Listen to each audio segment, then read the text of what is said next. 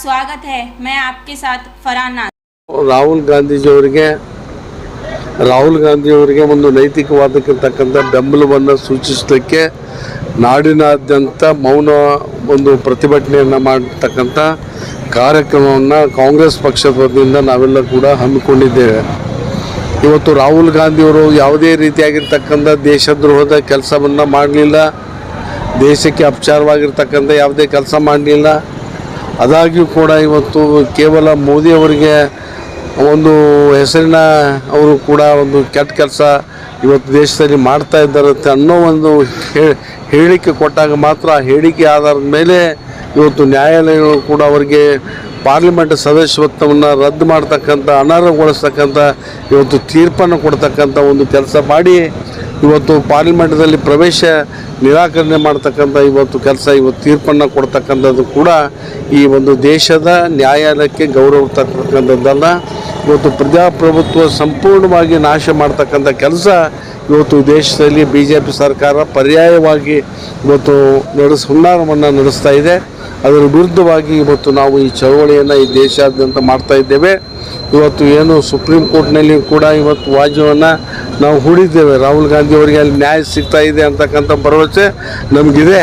ಇವತ್ತು ನಾಳೆ 2024ನೇ ಇಸ್ವಿಯಲ್ಲಿ ಎಲ್ಲಿ ರಾಹುಲ್ ಗಾಂಧಿ ಅವರು ಇವತ್ತು ಚುನಾವಣೆಗೆ ನಿಂತು ಈ ದೇಶದ ಪ್ರಧಾನಿಗಳಾಗ್ತಾರೆ ಅಂತಕ್ಕಂಥ ಒಂದು ಭಯ ಅವರಲ್ಲಿ ಕಾಡ್ತಾ ಇದೆ. ಮೋದಿ ಅವರಲ್ಲಿ ರಾಹುಲ್ ಗಾಂಧಿ ಅವರ ನಾಯಕತ್ವದ ಭಯ ಕಾಡೋದ್ರಿಂದ ಅವ್ರನ್ನ ಇಲ್ಲೇ ಮೊಟೆಗೆ ಹಾಕಬೇಕು, ಇಲ್ಲಿ ಚೂಟಿ ಹಾಕಬೇಕು, ಈ ಹಂತದಲ್ಲಿ ಅವರು ಮತ್ತೆ ಪಾರ್ಲಿಮೆಂಟಿಗೆ ಬರಬಾರ್ದು ಅಂತಕ್ಕಂಥ ಒಂದು ಷಂಡತ್ರೆಯ ಹುನ್ನಾರ ಇವತ್ತು ನಿರಂತರವಾಗಿ ಆ ಭಯ ಮೋದಿ ಅವರಲ್ಲಿ ಕಾಡೋದ್ರಿಂದ ಇವತ್ತು ಅವ್ರನ್ನ ಮೊಟಕುಗೊಳಿಸಬೇಕು, ಇಲ್ಲಿ ಹೊಚ್ಚಿ ಹಾಕ್ಬೇಕಂತಕ್ಕಂಥ, ಇವ್ರನ್ನ ಇದೇ ಹಂತದಲ್ಲಿ ಅವ್ರನ್ನ ಮುಗಿಸ್ಬೇಕಂತಕ್ಕಂಥ ಹುನ್ನಾರ ಮಾಡೋದರಿಂದ ಇವತ್ತು ಈ ತೀರ್ಮಾನಗಳನ್ನು ಪರ್ಯಾಯವಾಗಿ ಇಂಡೈರೆಕ್ಟಾಗಿ ಇಂಥ ತೀರ್ಮಾನಗಳನ್ನು ಕೊಡಿಸ್ತಾ ಇದ್ದಾರೆ. ಆದಾಗ್ಯೂ ಕೂಡ ಇನ್ನೂ ಕೂಡ ನಮಗೆ ನ್ಯಾಯಾಂಗದ ವ್ಯವಸ್ಥೆಯಲ್ಲಿ ಭರವಸೆ ಇದೆ. ಸುಪ್ರೀಂ ಕೋರ್ಟ್ ಕೂಡ ಇವತ್ತು ನಮ್ಮ ವಕೀಲರು ಕೂಡ, ನಮ್ಮ ಪಕ್ಷದ ವಕೀಲರು ಇವತ್ತು ಸುಪ್ರೀಂ ಕೋರ್ಟ್ಗೆ ಹೋಗ್ತಾ ಇದ್ದಾರೆ. ಸುಪ್ರೀಂ ಕೋರ್ಟಿಗೆ ಕೂಡ ನಮಗೆ ಒಂದು ಭರವಸೆ ಸಿಗ್ತಾ ಇದೆ. ಯಾಕಂದರೆ 2 ವರ್ಷ ಅನರ್ಹಗೊಳಿಸ್ತಕ್ಕಂಥ ತಪ್ಪನ್ನು ರಾಹುಲ್ ಗಾಂಧಿ ಅವರು ಮಾಡಿರಲಿಲ್ಲ, ಏನು ದೇಶದ್ರೋಹ ಕೆಲಸ ಮಾಡಿರಲಿಲ್ಲ ಅಂತ ಹೇಳಿಕೆಯನ್ನು ಕೊಟ್ಟಿರಲಿಲ್ಲ. ಇವತ್ತು ಮೋದಿಯವರ ಹೆಸರಿನ ಅಲ್ಲಿದ್ದಂಥವ್ರೆಲ್ಲರೂ ಕೂಡ ನೀರವ್ ಮೋದಿ ಆಗಿರ್ಬೋದು ಅಂಥವ್ರೆಲ್ಲರೂ ಕೂಡ ದೇಶದ್ರೋಹ ಕೆಲಸ ಮಾಡಿದ್ರು.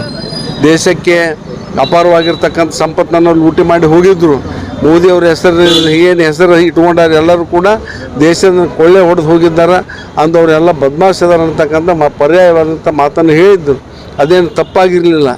ಆದ್ರೆ ಅಂಥ ಈ ವಿಚಾರವನ್ನು ಇಟ್ಕೊಂಡು ಯಾರೋ ಕೋರ್ಟಿಗೆ ಹೋಗಿ ನಾವು ಇವತ್ತೇನೋ ರಾಹುಲ್ ಗಾಂಧಿ ಅವರನ್ನು ಇವತ್ತು ಅನರ್ಹಗೊಳಿಸಿ ಇವತ್ತು ಹೈಕೋರ್ಟ್ ಕೂಡ ಅದನ್ನು ಎತ್ತಿ ಹಿಡಿದು ಒಂದೇನೋ ತೀರ್ಮಾನ ಕೊಟ್ಟಿದೆ.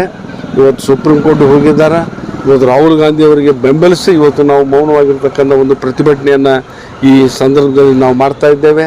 ಮುಂದೆ ಸುಪ್ರೀಂ ಕೋರ್ಟ್ದಲ್ಲಿ ನಮಗೆ ನ್ಯಾಯ ಸಿಗ್ತಾ ಇದೆ ಅಂತಕ್ಕಂಥ ಒಂದು ಭರವಸೆ ಇದೆ.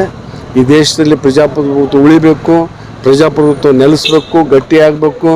ಈ ದೇಶದಲ್ಲಿ ಮತ್ತೆ ಪುನರ್ ಪ್ರತಿಷ್ಠಾಪನೆ ಪ್ರಜಾಪ್ರಭುತ್ವ ಆಗಬೇಕಾದ್ರೆ ಈ ದೇಶದಲ್ಲಿ 2024ನೇ ಇಸ್ವಿಯಲ್ಲಿ ಕಾಂಗ್ರೆಸ್ ಪಕ್ಷ ಈ ರಾಷ್ಟ್ರದ ಒಂದು ಚುಕ್ಕಾಣಿಯನ್ನು ಹಿಡಿಬೇಕು. ಅಂದರೆ ಮಾತ್ರ ಈ ದೇಶ ಒಂದು ಸಾಮರಸ್ಯದ ಭಾರತವನ್ನು ಕಾಣಲಿಕ್ಕೆ ಸಾಧ್ಯತೆ ಅಂತಕ್ಕಂಥ ಮಾತನ್ನು ಹೇಳಲಿಕ್ಕೆ ಬಯಸಿ ಇವತ್ತು ಈ ಒಂದು ವ್ಯವಸ್ಥೆ ಬಲಿಷ್ಠ ಆಗಬೇಕಂತಕ್ಕಂಥ ಮಾತನ್ನು ಹೇಳಲಿಕ್ಕೆ ಬಯಸ್ತೀನಿ.